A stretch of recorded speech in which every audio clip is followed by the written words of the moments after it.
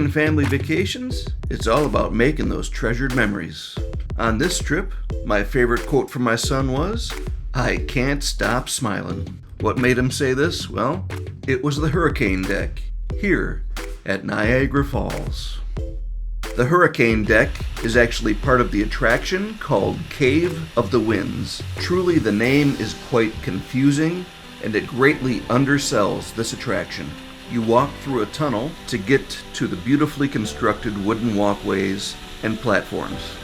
And truly, this gives you some just spectacular views of the falls that you're going to get nowhere else. Here, you really get to fully experience the power of the falls, right here on the hurricane deck.